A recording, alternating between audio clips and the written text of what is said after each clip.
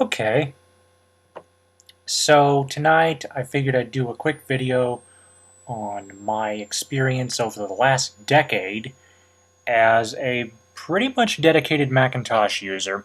I say pretty much because there was a time when I temporarily had tested Linux over the last year or so, but I've decided to come back to the Mac because in all of the systems that I've used, there really hasn't been an experience that I felt has met my needs better than the Mac. Now, let me explain how I got involved in the Mac. Back in high school, I was a graphic design major. They used Mac pretty much exclusively, primarily because of programs like iMovie, and when I got into my sophomore year in video production, Final Cut Pro. Those are Mac exclusive applications, so you have no choice. If you want to work in those applications, you have to get a Mac. So that's basically when it started. And when I got into it, I must admit I was frightened. I was frightened because, excuse me, particularly for this one, we had, I think it was probably the last year that we had OS 9 machines, and the blueberry and the orange colored iMacs, the green, the lime colored iMac.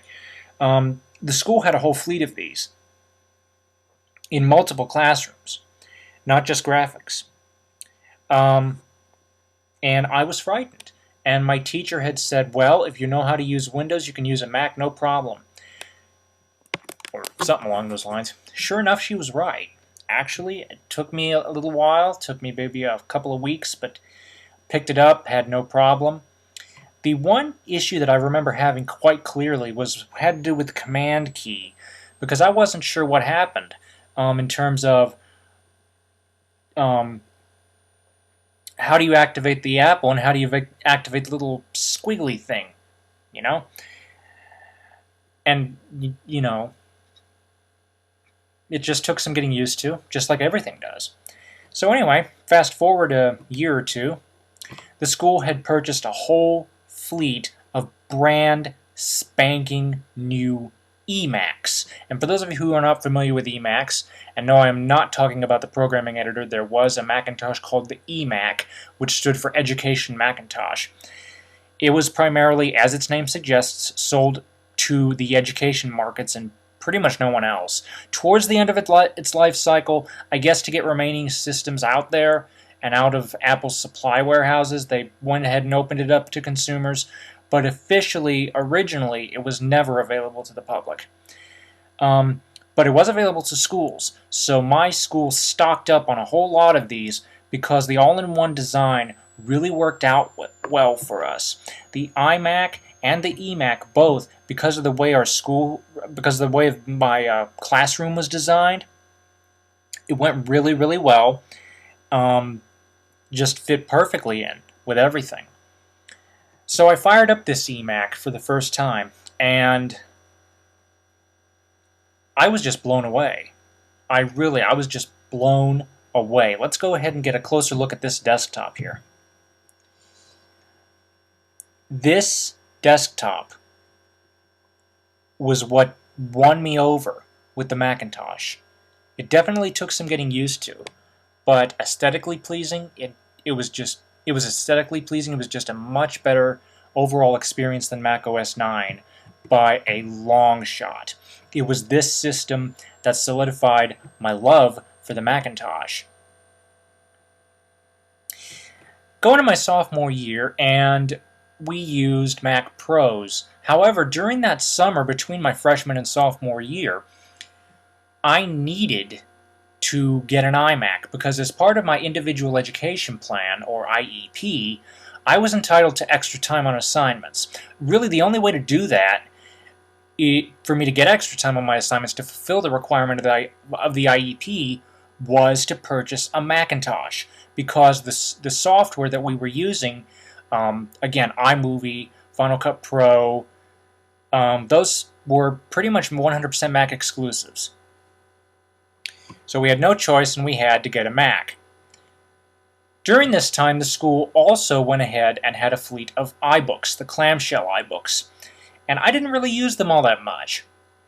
but I do remember them quite clearly as being the coolest design that I've ever seen. I especially loved, and wish they still had for that matter, these wind-up cords. Yes, I know you can wind the cord around the brick, but that's just an extra step, whereas to my understanding this, you just hit a button and it retracted. I really wish Apple had hung on to that.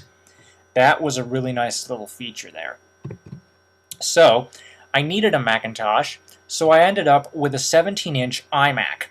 That's the one that I have downstairs and I've had now for the last decade. It became my daily driver, especially during the summer.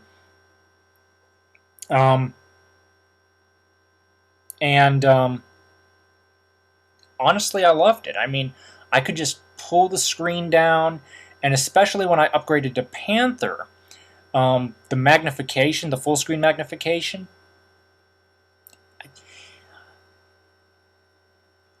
as people at Apple would tell you, it just works. And it really did for me. It just worked. I didn't need to worry about the computer. I could actually get my working graphics done. I could actually chat with friends without having to worry about, is my computer subject to a virus? Is my antivirus up to date? Because you have to remember, back then, the Macintosh market share was not near as big as it is now. And the malware threat, I mean, it is still not even anywhere near as bad when compared to Windows, but at the same time, it has grown a little bit. Well, back then, when I first got the iMac, it wasn't near as bad. Especially considering the PowerPC, it was on a different architecture entirely. But overall, I mean, I love my iMac. I've had it for the last decade, and interesting stories to tell you about it. One of which is right here around the A on the keyboard. I actually physically typed a hole into that key. I was so quick at typing that I literally typed a hole into the A key. The computer is still downstairs and will not, unfortunately, access the internet because of the security protocols that I've put in place. The older Macintosh just can't handle it. So I primarily use it as a printer station. But no, even to this day, 10 years old, still ticking. So we moved beyond high school because for the most part I've been using iMacs and eMacs.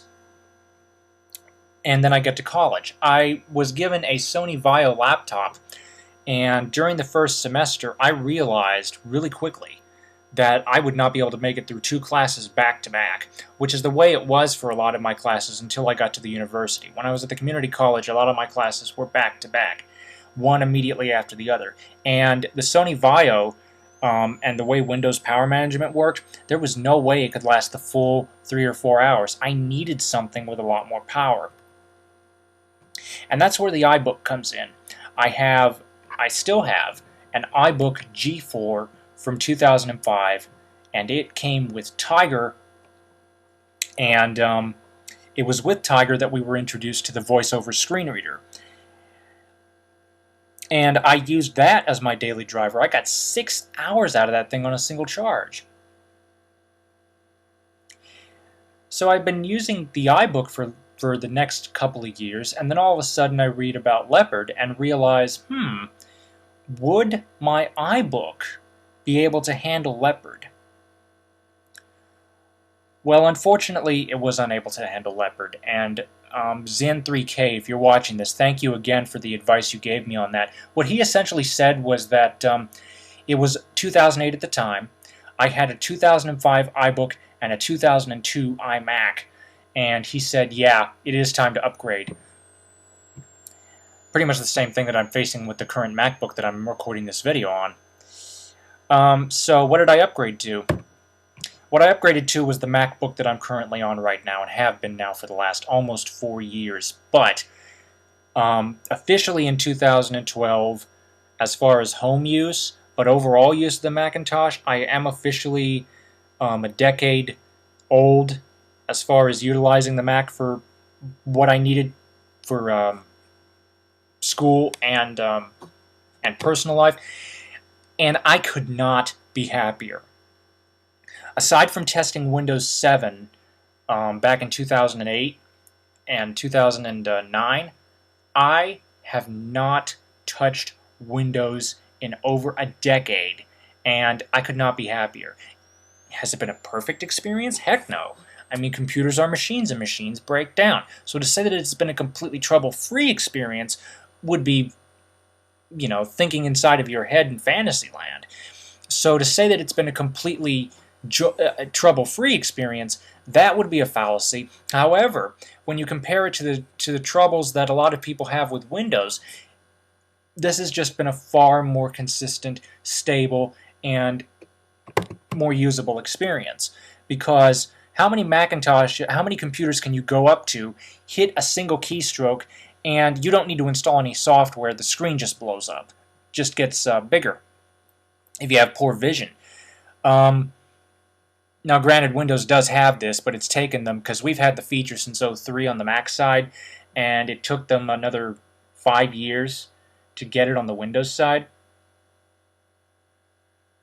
But even to this day, how many computers can you walk up to, hit a single keystroke, and not only will it start talking to you, but it will give you an option to activate the onboard tutorial. There's a full onboard tutorial for the screen reader called VoiceOver, and it takes you through everything. I mean, this makes a trainer's job much, much easier if they're training people to use the Macintosh. And what about your Windows work? Well, the system can dual boot thanks to Boot Camp, so really you get 2 computers in one. So let's say, for instance, I am very seriously just looking at the Air.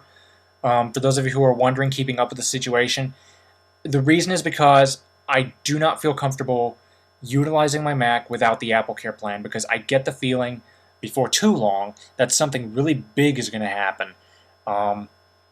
Because a lot of little things are piling up, and when the little things pile up, usually it's a sign that something big is going to happen. I don't know why, it's just an omen I get. Anyway,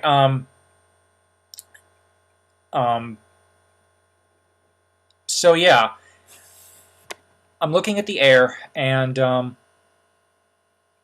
to replace the current MacBook, and honestly, I could not be happier. I'd kind of forgotten what I was saying earlier. I apologize. I went off on a tangent.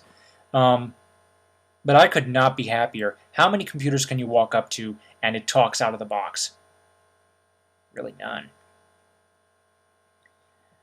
But no, this will be in 2012 in terms of home use, but 2011 overall has marked my 10th year as a Macintosh user, and I could not be happier. For those of you who have been using a Mac for a long while, what are your stories? Thank you for watching. Comments are welcome, and have a nice day.